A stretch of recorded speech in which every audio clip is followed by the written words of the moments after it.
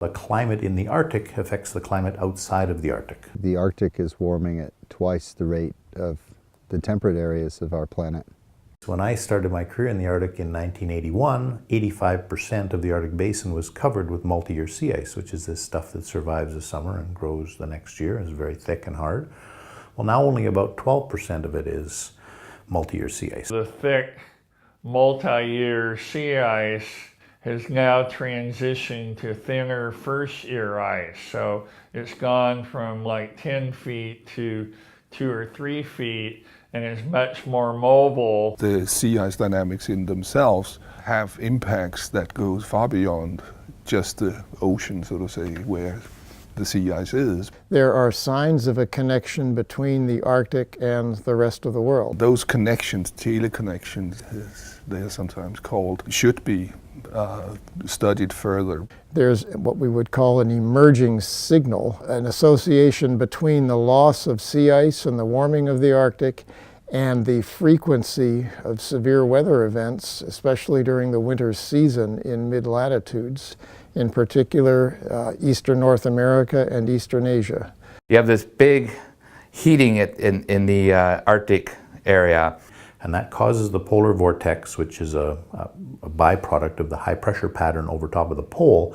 It's causing that to break down because you've got a lot more heat coming from the ocean up into the atmosphere. That essentially changes like the jet stream. It causes the jet stream to kind of do dips farther down. The polar vortex is the jet stream. Whenever you see big storms coming or heat waves, if you look at the jet stream, you'll see these big dips. What happens basically with the polar vortex is you get a lot more lobed structure to it, and those lobes penetrate down far over top of the planet towards more temperate latitudes. If you're on the outside of one of those lobes, there's a tendency to draw up warm air much further into the Arctic than you would have otherwise.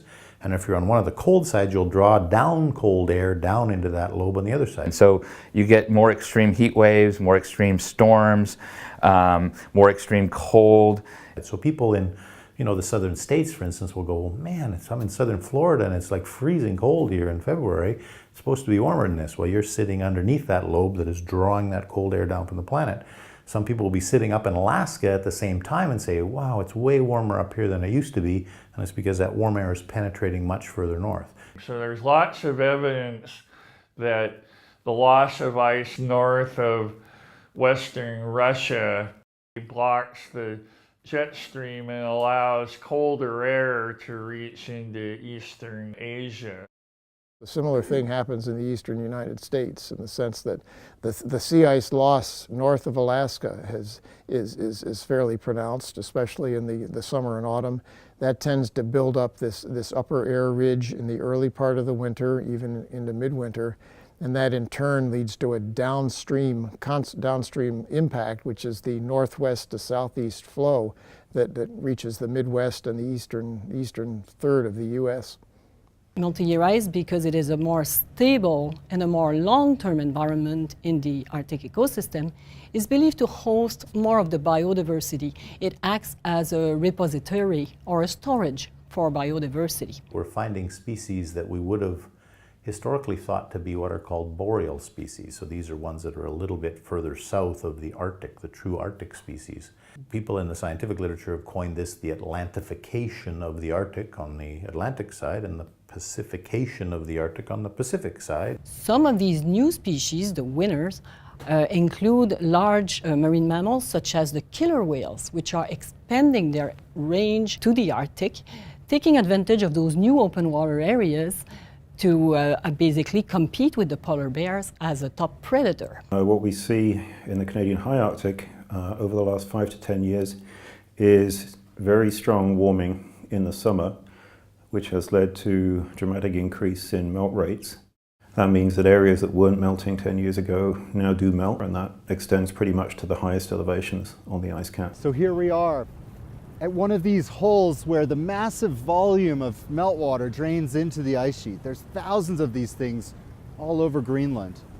The water drains in to the bed, it lubricates flow and accelerates the motion of the ice toward the sea. The melt rate is now about twice as high in summer as it was 20 years ago, which is quite a significant increase over a short time. In the coming century, Arctic land ice is contributing about half of the global sea level rise. We will continue to see overall ice loss from the Greenland ice sheet, at least for the next 100 or so years.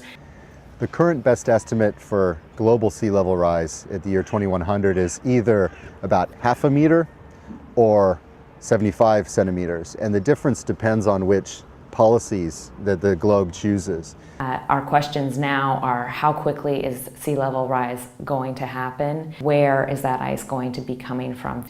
And how quickly are we going to lose it? But I want to stress that those numbers are probably underestimates because the projections, they haven't yet put in all of these sensitivities that we're finding in the SWIPA reports. We've been surprised that meltwater lubricates the whole Greenland ice sheet. We've been surprised that ocean warming is destabilizing glaciers. We've been surprised that biological darkening is happening.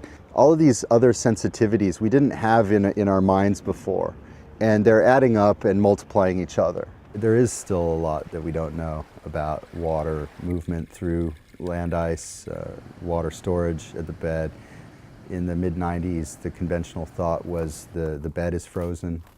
There's no liquid water storage, and the last 2 decades have revealed there are subglacial lakes, there is liquid water perennially stored in the snow, there's liquid water stored at the bed. We see that permafrost is continuing to warm, and warming was at a high rate. It's happening not only in Alaska, it's happening all over the northern hemisphere. Most of the location is still in the future, but according to our measurements, this future can actually happen much sooner than we were expecting, say, 10 or 15 years ago. So we may start to see widespread degradation of permafrost in discontinuous permafrost, like in interior Alaska, central Siberia, somewhere in a time scale of 20 to 30 years. Permafrost thaw, it's something that can happen quite rapidly, but it will take a long time for the permafrost to regenerate. We will see release of carbon that is stored in the permafrost, and regaining that carbon, or sort of getting that carbon back into the storage is something that will take millennia. For local and regional, thawing of permafrost means impact on infrastructure. Many buildings and infrastructures were built taking into account melting, but not to such extent.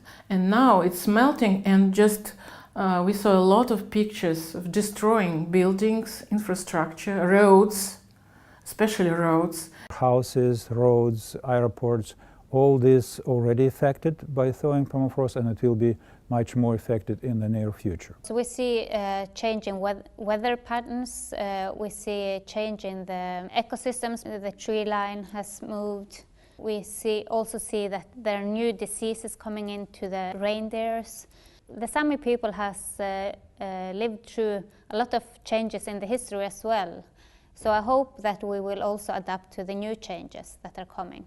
By the end of the century, the changes due to permafrost thaw and the loss of the snow and ice cover will amount to several tens of trillions of dollars in economic costs. Research is about trying to understand what we don't understand, and we still are a long ways from understanding some of these processes, but we're making good progress, and SWIPA helps us understand that at a more global context. The main message that's coming through in this report, the main message we'd like to convey, is that over the time scale of the next 50 to 100 years, human actions can make a difference in the trajectory of the Arctic climate system. The way the cryosphere, ice and snow, will respond to climate change will depend a lot on the emission scenarios, which basically are determined by human actions.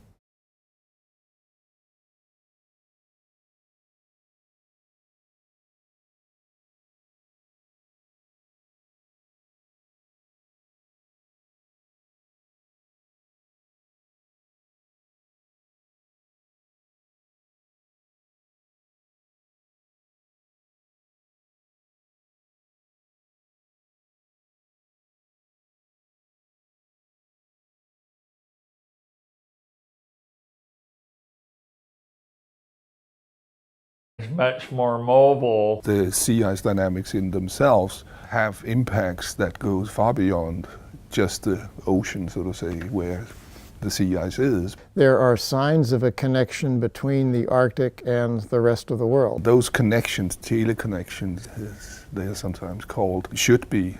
It survives the summer and grows the next year, is very thick and hard. Well, now only about 12% of it is multi-year sea ice. The thick multi-year sea ice has now transitioned to thinner first-year ice. So it's gone from like 10 feet to 2 or 3 feet. And it's heating it in the Arctic area. And that causes the polar vortex, which is a byproduct of the high pressure pattern over top of the pole. It's causing that to break down because you've got a lot more heat coming from the ocean up into the atmosphere. That essentially changes like the jet stream. It causes the jet stream to kind of study it further. There's what we would call an emerging signal, an association between the loss of sea ice and the warming of the Arctic and the frequency of severe weather events, especially during the winter season in mid-latitudes, in particular eastern North America and eastern Asia. You have this big